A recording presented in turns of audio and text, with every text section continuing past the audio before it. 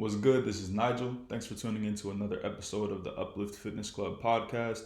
If this is your first time tuning in, or if you're not subscribed or following the channel, please be sure to follow the podcast on any platform that you're listening on. Here we talk about fitness, finance, and motivation. So if that's something that you're interested in, definitely you want to follow so you can be aware anytime we drop new content. Also, please share the platform, share the podcast with anyone you feel like the content may help. We drop new episodes every single Tuesday faithfully. So with no further ado, let's get it.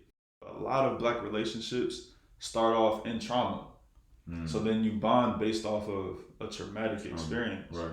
So like I've even been through that, right? Like where it start off, I'm not considered, we talked about this, Right. saying things I really don't mean that aren't conducive to building a relationship.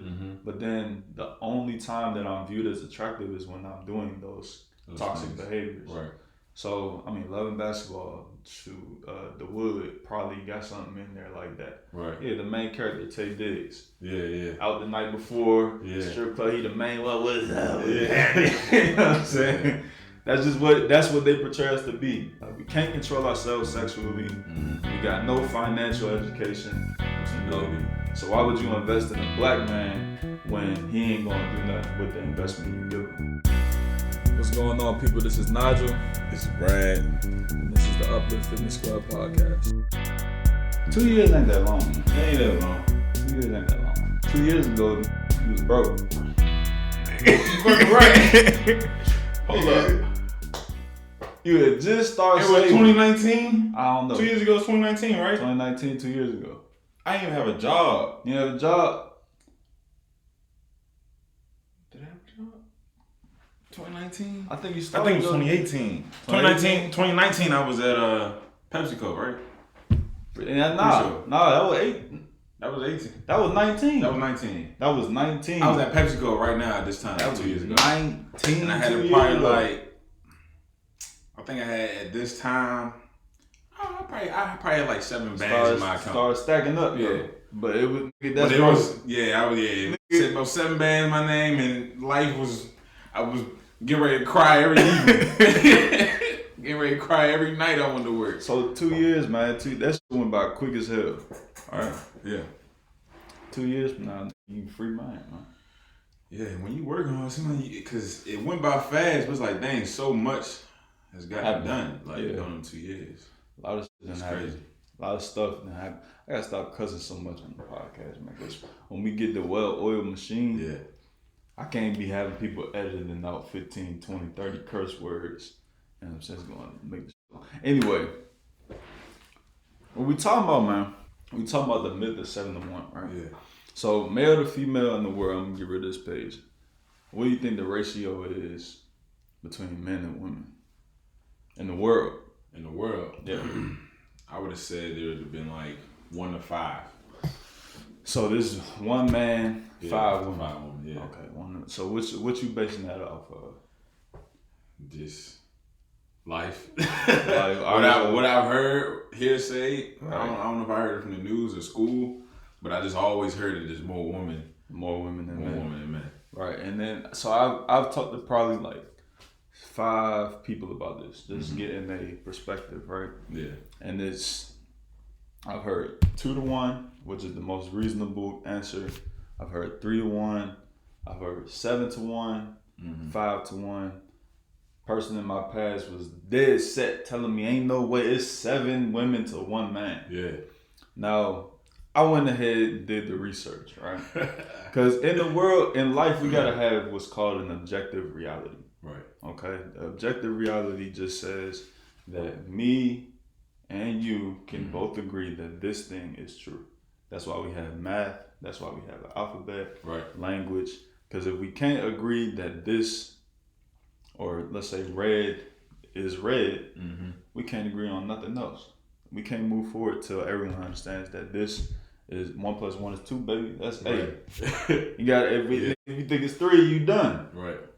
So we have to assume that statistics and reporting are factual, right? And the best reporting agency I can come up with that does population, demographic, geographic, Census Bureau, right? You agree? Yeah. They come past everybody's door, knocked on your door probably. Yeah. You know, senses know what's going on. You fill it out? Nah. But look, they know. Yeah. And I think I did. I don't know what I did. Yeah.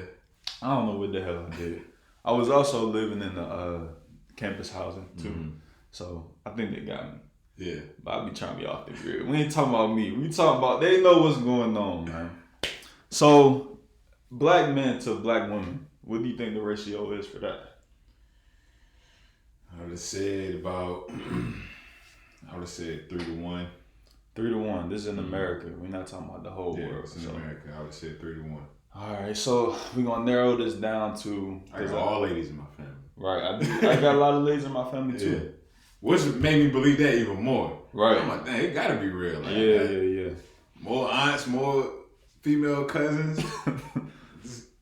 All right, so 3-1, 5-1. Basically, it's pretty much worldwide agreed upon by a lot of people that there's many more women than men in the world, in America, amongst black people, white people, whoever. Mm-hmm.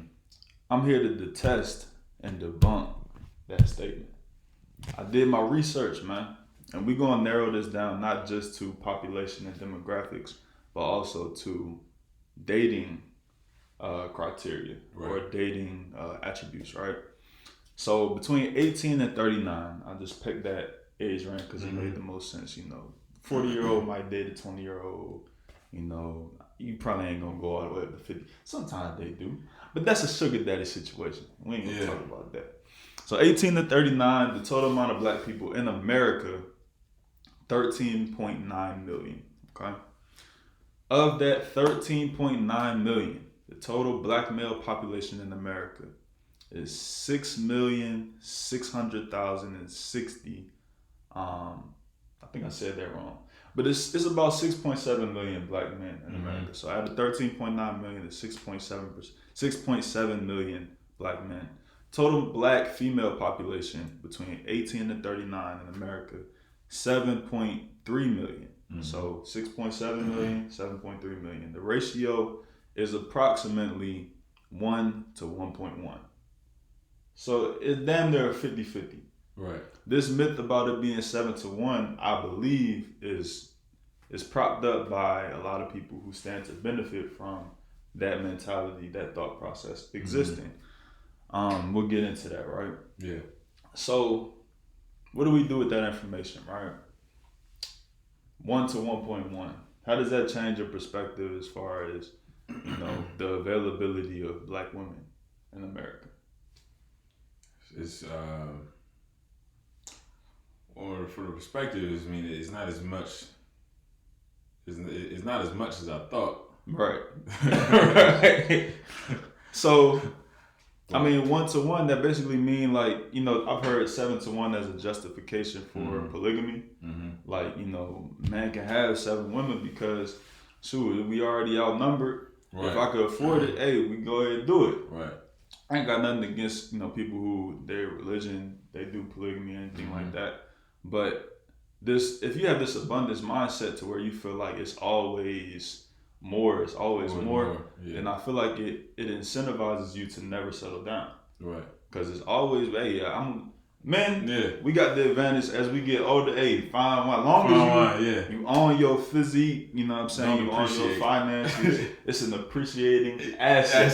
Yeah. You know what I'm saying? Unless you let yourself go and you broke, you're going to be messed up. Yeah, that's true. But if you can stack your bread, not have so many kids by so many women where you're supporting relationships that didn't end, you're going to be straight. But at a certain amount of time, it's like, bro, it's 1 to 1. All right, so I've heard the argument that black men aren't suitable to date black women because of a lack of resources and a lack of education. So this is something that we're going to get into, right? So let's go into, we talked about, you know, the ratio between men and women. Let's go into the education piece. Let's go on to college, man. But before we do that, I wanted to touch on the points where people say, all right, this is why there's not that many black men.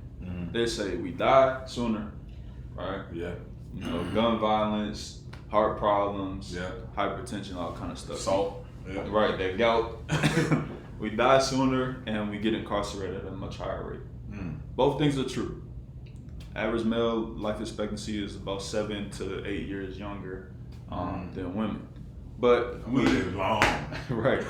But we kind of control for that because we only looking at 18 to 39. Right. So I would say life expectancy doesn't factor into this equation. The incarceration thing is 100% a factor, right? Now, in America, there's about 2.2 million. I've seen 3 million, but I'm gonna go with 2.2 million people incarcerated. But of that 2.2 million, only about 200,000 are female, right? Then you have a large percentage, I think it's about 35% of the 2 million that are left are black men. So it's 2 million men incarcerated as of like 2019. About 30 to 40% of that is black men. Only about 70,000 or so of the 215 or so thousand women that are incarcerated in America are black women. So that would mean of the total black male population ages 18 to 39, about 5.3% of those people are incarcerated. Okay. Only about 0.4% of those people on the female side are incarcerated. So we get incarcerated at about a 12 times greater rate than our female counterparts. So there is some validity to the idea that a lot of us are incarcerated, but it still doesn't get it to that 2 to 1 or 3 to 1, right? It's only about 1 to 1.2. Yeah. Okay. So we're gonna go on to the college education, right? We going a bachelor's or higher, right? Because that does speak to your earning potential in America. For sure. How educated you are. For sure. So we must say total black male population with a bachelor's or higher between ages of 18 to 39 is about 1 million. It's 1,022,000. Hey, you in there, man. I'm in there. You in there. Yeah. Hey, that's 1 in 6. Yeah. You know what I'm saying? I'm 18%, baby. You about to be in there too. In about 3 weeks. Get us some time. So, of the total black female population, 18 to 39, 1.4 million are college graduates with a bachelor's or higher. So they do graduate from college at a much higher percentage than their male counterparts. Right. About 30% more, like greater rate, right?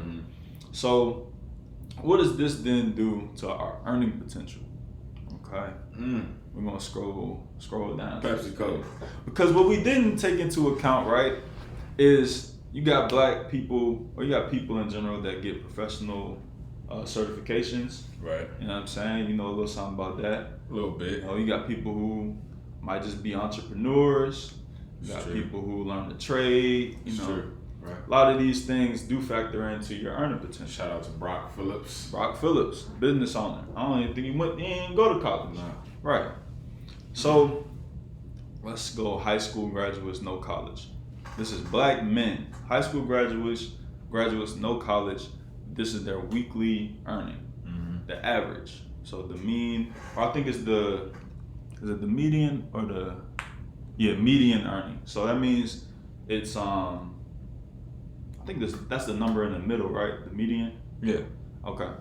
So basically, average earning every week gonna be about $653 for just a high school graduate black man in America. Every week. So that's gonna end up what? 52 times 6. That's about $30K a year. Right. $30K a year. We'll call it. Is this number with taxes or without? That's what I was thinking too. I think it's before tax. It's probably gross. Okay. It's probably gross. But let's say after taxes. Right. So let's say they're making like $35K a year. That's a black male, high school educated. Black woman, high school educated. What'd that say, Brad? Right there, I zoom in for you. What'd that say right there? 539. 539. So we got a black man, high school educated, weekly earnings $653, right? Yeah. That's the mean or the median. Damn, boy, I ain't no math teacher. Black woman, high school graduate, $539. So if we look in that criteria for dating to be earnings and education, we're about equally educated. Actually, black men are somewhat Actually, it's pretty much the same, right? But then they earn less. And we haven't talked about this, but people talk about the wage gap a lot of times. There's a lot of arguments against that. But nonetheless, high school graduation, men gonna earn more. Let's go to bachelor's degree only, okay? Yeah, that's interesting too. I started to think about some of the positions, even, some of the titles that men can hold, that women can hold as well. But we both worked in, the warehouse environments where, a lady, although, yes, she should have the right to get hired and get brought in and so forth, but the work is so rigorous. Boy. Like literally hiring a lady or having her do the job it didn't work out. Right. One, they probably going to quit very soon. And secondly, like the amount of attention, how much help that this person is going to need just because of the work. Like they physically, it's like it's a man and a woman. It's just our natural, bio makeup. There are some women that came in and dominated. There are some. But there was few and far in between. We talk about UPS, right? Yeah. In the warehouse, any given moment, there's 300 to 500 people in the warehouse. Maybe 10% of them are women, and 90% of the women are concentrated in the job that they put him in for some reason. Right. Pissing me off.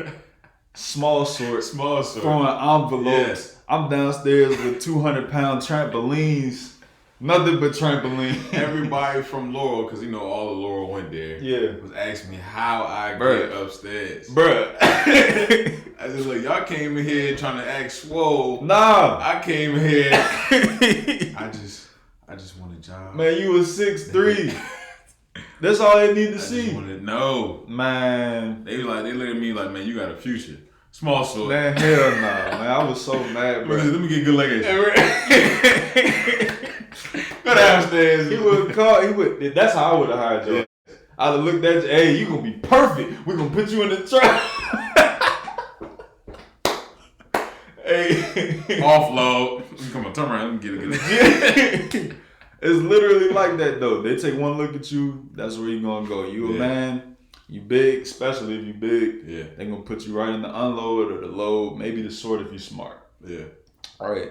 Women was going right the small sort. Or maybe they be in the trucks, but then it'd be 3-4 dudes in their truck trying to help them. Yeah, trying to help them. Not even like because they needed it sometimes. It was because they trying to be in front of them. Right. You know what I'm saying? Mm-hmm. So we ain't saying that this is right or wrong. It's just, hey, in the industry like that. It's an environment. Then, some of those, minimum wage jobs, at least for the difficult ones anyway, they will pay a little bit more because the work is hefty, right? Like if you go work at a warehouse, you get a little more than working for a restaurant or as some type of like an admin personnel. A hostess.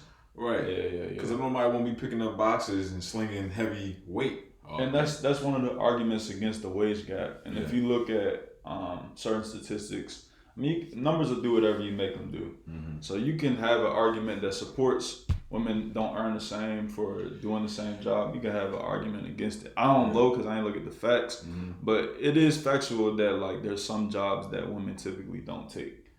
There's some jobs that men do take. Right. And typically it's going to be more manual labor. Yeah. It's going to be anything with your hands. For women, they're going to be more so classroom, maybe a nurse, things like that. And apples to apples, I don't think that you can be brought on in the same position with the same package and make less. Like no one came in UPS as a loader and made less because they were a woman. They were a woman. Right. It's just then once you get into performance-based raises, there can be some like prejudice in that regard. Because if I just don't like women and I'm a supervisor, I do control kind of how you're raised. Yeah. So, but let's go on the bachelor's degree only, right? The expected or projected earnings for a black man in America, is about $998 per week. That's $1,000. So that puts you at around $52K for the year. For a woman, bachelor's degree only, median earnings, black woman, $897. So even with your increased education background, it's still going to be, at least the median is going to be less as far as what you earn per week. So I've heard this narrative where like black women are out earning black men in a lot of cases, and I feel like it's never really substantiated. Like there are black women who earn much more than black men, right? But there are black men who earn much more than black women, right? So I feel like it kind of averages out, and then as a whole, if you look at it, we earn more. Then they're just as educated, right? So what the hell is the difference? What's the reasoning for one saying that black men, we're mentally unstable, we getting incarcerated, we're more violent, you know what I'm saying? We're gonna cheat more. All of these different narratives that are put onto black men in order to create a divide between us and our female counterparts. What is this for? It's the oppress, right? Keep us down. That's the only thing that comes to mind for me. Bro, could we so go ahead. No, go ahead. We so educated today, right? Right. With education comes understanding, and it's not as hard to, just give somebody drugs. Right. You know what I'm saying? They gave us crack in the 80s and heroin and all that type of stuff. And they drove a wedge into the black family. Then they incentivized black women to put the father on child support, take him out of the house. You can't get government assistance if the father's at home. Right. So, there was a reason why they created this divide. And most people argue is to stifle the black family and ultimately the black child. And then the cycle just repeats. But then 2020, you still got people addicted to drugs, but it's probably not as a high of a rate as in the 80s when it first came out. Right. So how do we still control, manipulate, and subdue the black family? You know what I'm saying? How do we create that divide? And I don't even think it's just the black family today, but I'm black, so I'll talk about black stuff. Right. I think that they put these narratives out. I don't know who they is, but people just put these narratives out because either they had negative experiences and then they're using their anecdotal experiences in order to reflect negatively upon the group as a whole. Right. And then also they look at media, the portrayal of black men and black women and how it doesn't work. Like look at the best love stories we have, bro. Like the stories that we all go to. Oh, that movie crazy. Yeah. Baby Boy. Yeah. Jody cheating on Yvette, still taking her car. Yeah. You know what I'm saying? Driving her car to go smash all this. Bruh, can't get his life together. Right, can't get no job. He broke, living with his mom's. Then right at the very end, either gonna kill somebody or he gonna make it right with Yvette. Right. You know what I'm saying? Love and basketball. But they go through all this stuff. First of all, he hit her in the face as a kid. Yeah. You know what I'm saying? She had a lifetime scar. Yeah. We could go into like the symbolism of that, bro. Black people tend to see, I'm even doing it too, I'm generalizing, but a lot of black relationships start off in trauma. So then you bond based off of a traumatic experience. Right. So like I've even been through that, right? Like where it start off, I'm not considered, we talked about this, saying things I really don't mean that aren't conducive to building a relationship. But then the only time that I'm viewed as attractive is when I'm doing those toxic behaviors. Right. So, Love and Basketball, shoot, The Wood probably got something in there like that. Right. Yeah, the main character, Taye Diggs. Yeah. Out the night before, strip club, he the main one. What is that? You know what I'm saying? That's what they portray us to be. Like we can't control ourselves sexually. We got no financial education. No stability. So why would you invest in a black man when he ain't gonna do nothing with the investment you give him? It's another way to create this divide, bro. They trying to break us down. You know what I'm saying? They don't want to see black excellence, bro. Black love that sustains, outside of just some, rappers and actresses and stuff like that. Like, nah, bro, this is possible with just regular black people, bro. Right. Yeah, dog. So that's tough, man. I had a question. I had a few questions, and we gotta ask some women these questions, like get them on the podcast, and really talk about this. But the real one that I had, hold up, this one, bro, it's a paradox. There's a lot of people who argue that there's a wage gap between men and women, right? But then how can you then make that same argument and said that there are few suitable men because women are out earning men. When there's a wage gap. If there's a wage gap, right, and women earn 80 cents on the dollar, mm-hmm. how are you gonna say that black women are out earning their male counterparts? It don't. If there's a wage gap, don't logically hold right. true. You know what I'm saying? Right. It's contradiction in basically what you're saying, right? Yeah, man.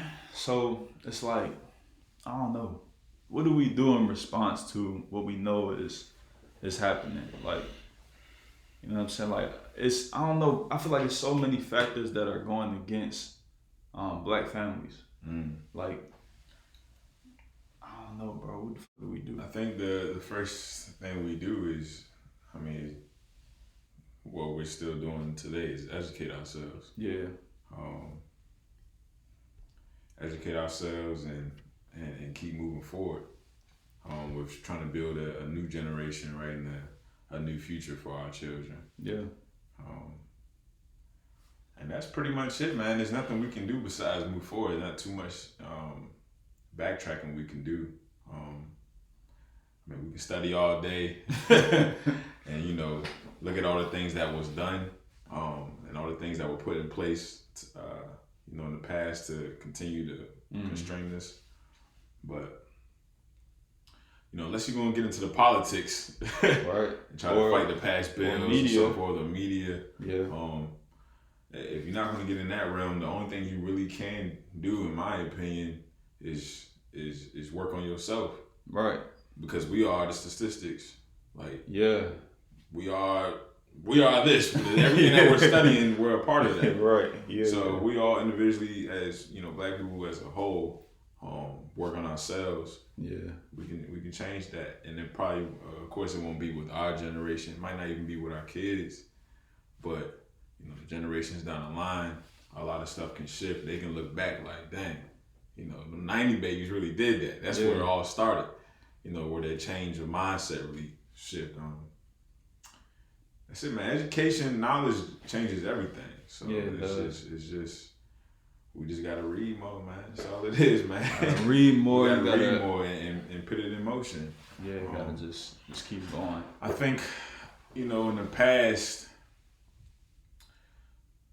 the mindset is a lot of, and I'm getting ready to generalize, but I feel like a lot of black people mindset was like a lot of wishing and hoping. Just a lot of wishing and hoping. Still that. It's still that. And we just gotta do. We gotta focus more on the do and not try. Yeah, for sure. Because we're kind of made to believe that we don't have the ability to change our circumstance. Right. And that just, everything is a wish. Right. Everything's a wish. Everything's a hope. Everything is out of reach. We're gonna pray about it. Right. And you see the people on TV, it's like, man, I wish. It's a whole separate world. It's a whole, you can never get there. When in reality, you can do it. You can get there. So, yeah, man, it just starts with us. Yeah, man, I definitely agree.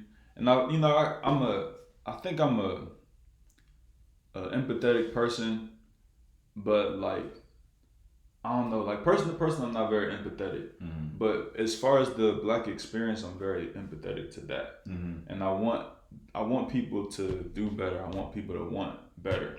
You know what I'm saying? I want people to see the jokes. Like, I want you to see, oh, this is fake as hell. I'm not about to listen to that. Right. You just trying to, so there's a deeper play involved. Yeah. And I think I get frustrated with the divisive narratives that are put out to say that this person ain't better. First off, it ain't no hierarchy of like, you know what I'm saying, you're better than this person because X, Y, Z. This person's not worthy of your time because X, Y, Z. Right. There are character traits that make a person a suitable match that I feel like people should look for, right? Mm-hmm. Honor, integrity, leadership, right. Freaking ambition, you know what I'm saying? Having a plan, following through with your word. Things like that I feel like are more, you can see them. One, does a person do what they say they're going to do? Yeah. This person might be worth X amount of dollars. They might run a business, of another race. Right. But the person that knows your experience as a black person who is an honest, worker, maybe a plumber or something like that, he might have 80K a year, 50, 60K a year, you know what I'm saying? Humble beginnings, but can you contribute to that situation and make it exponential? You know what I'm saying? People don't even understand the benefit of investing early, G. They don't even know. Man. Investing early, man, like what you can do with a team as opposed to just by yourself and then expecting people to be finished products. That don't work. And it's tough, man. It is tough to take control of your life. It's tough. It's so easy to be our generation and moving forward is only going to get worse. It's definitely getting worse. Because we can do things so passively. Like, it's so easy just to pass time. What you be specific, what you mean by that? What I mean by it is not working on whatever dreams or goals that you had. Right. And I have problems with that. I got problems with that, yeah. It's an everyday battle. Because you gotta wake up right and do the work. Right. And people what people can do, especially today, because we got the distractions, you can just put it out of sight. Out of sight, out of mind. Yeah. And that's easy. It's easy. But it's hard. Yeah. Because you be thinking about it. And it's funny, what was the lead actor from Black Panther that passed? Damn. Chad. We gotta know it. Chadwick Boseman. Yeah. So, rest in peace, dog. Rest in peace to Chad. Beast. I watched a quick documentary. I think it was on Netflix. And that voice that's in your head that's telling you ain't nobody, right? Yeah. And it was a lady on there, I can't recall her name, but she said that Chad just listened to that voice more than anybody else did. And I was like, dang. Literally, that voice is always with me. Every single time that I'm doing something that I know is not super productive or like chilling. Or even the days where like I feel like, man, I deserve to chill for the day. That voice is still there like, man, you can go. You ain't did nothing. You can go read something. You can go do some research on something. You can go a little bit harder. Go do a workout. They be putting that voice on mute. Mine still be right there. Right there in the back. It be right here. Yeah. Hey, Brad. Hey. So, hey, you want to go back to basics? What's wrong with you? Yeah. But yeah, man, I thought that was dope. I thought that was dope. That they said that Chad listened to that voice more than anybody else, so that's why he was able to go so hard. And literally, it's funny, every time we hear that voice, and we can just act on it, even as simple as getting up in the morning. Yeah. Like you hear, like, all right, it's time to get up. Getting up, stand up. Yeah. Writing it down. Yeah. Put what you want to do today, bro. Man, if it's anything anybody can get from me talking, bro, just have a plan, bro. Yeah. Just have a plan and execute. Yeah. Like plan and execute. Wake up. Yeah. And I'm saying, even if it doesn't go exactly according to plan, you still something. probably hit your mark. You did something. You did something happened. Yeah. You ain't gonna make a plan and every day do something to the plan and nothing happens. Nothing happens, right? You know what I'm saying? Like, I just talked to my cousin yesterday. I got a lot of cousins. Yeah. Talked to my cousin. He trying to play ball. 6'2", 275. D-line, O-line. Yeah. Team captain. I said, you trying to play ball? Okay. How many college coaches know your name? Yeah. I said, none. I said, okay. I said head coach. Then I said, okay, but how many position coaches that coach your position know your name? None. I said, well, what are you doing to go to college? Say you want to go to college. What you doing? Working out every day. Working out. Yeah. I said, all right. Nobody knows you though. So how you get noticed, you know what I'm saying? Like, but if you just work in one direction, you don't have a vision for what you want and then a plan for how you're gonna get there. Right. Like working out is cool. I be working out too, but it's a lot of dudes just be working out. Yeah. But it's networking. You know what I'm saying? Have a plan for how you want your life to look, and then just execute, bro. Like it ain't gotta be perfect. Right. It's kind of like a roadmap. Yeah. And you just try to follow it to the best of your ability. And eventually, there's gonna be some changes in between plans, which is fine, right? Yeah. There's gonna be some rerouting, yeah. But overall, at least if you have a plan, you have direction. Bro, if you got a goal to get to 100 million and you made 10 million, bro. Yeah. Bro, like some people would look at that as a failure. You had a goal, I want 10 million or 100 million, I made 10. Mm-hmm. Like, damn, I failed. Like, bro, no, you did something. Some people die broke. Yeah. So, but taking it all back, bro, like wrapping it up in the bow, being intentional, I think the way that the Black family stays together is through intentionality. Mm-hmm. And I think that most youth, 18 to 24, a lot of us have so many distractions, just like the ones that take away from your productivity.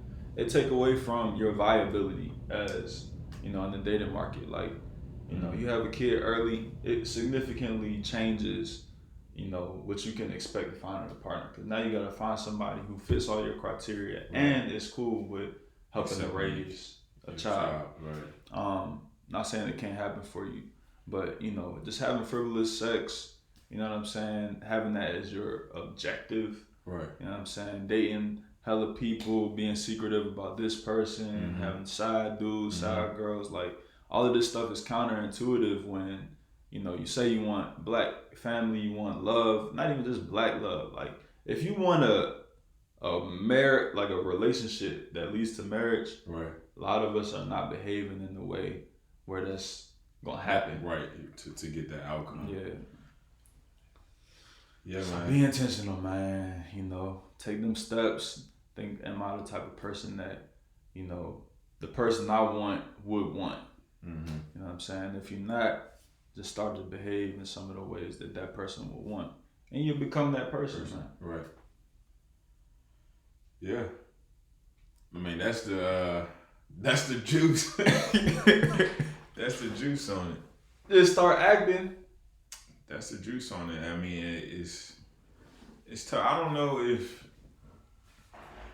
I guess it's maybe some psychology behind it, right? Because some people they just don't take accountability for their actions to begin with. That's true. To even know where to start to how do I act? Because everything I do is right. I'm always right. Always right. Everybody else wrong. Nah, ain't nothing wrong with that. I mean, well, shoot, I will find it.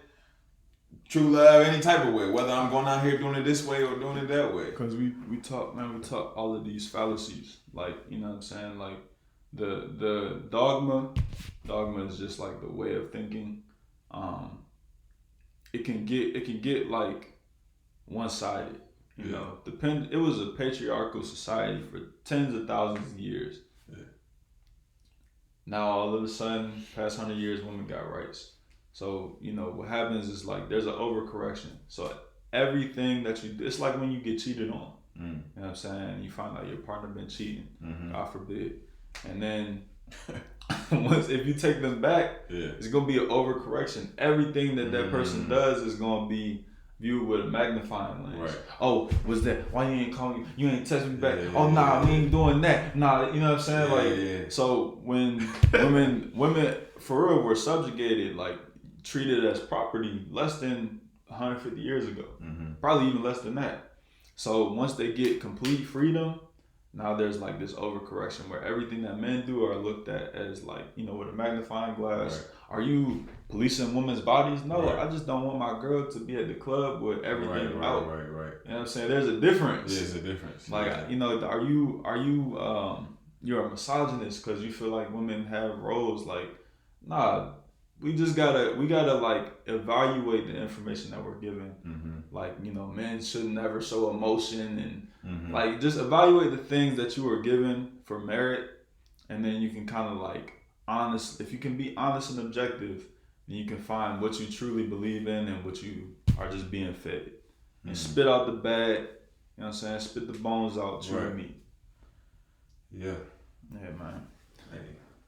Hey, they said, boy, Proc said, and Proc got this from somebody. I don't know where he got it from. But Proc said, those in the future, right, that will be in poverty aren't the people that don't got a job. It's the people that can't unlearn what they learned. Man, that ain't the day. Proximity. He said it something like that. The illiterate of the future aren't the ones who can't read and write. It's those who can't unlearn, relearn, and learn, something like that. Yeah. Hey man, let me say a lot. Write it down. You can't wait your whole life to make a change. Believe in yourself. Innovate with integrity and intentionality.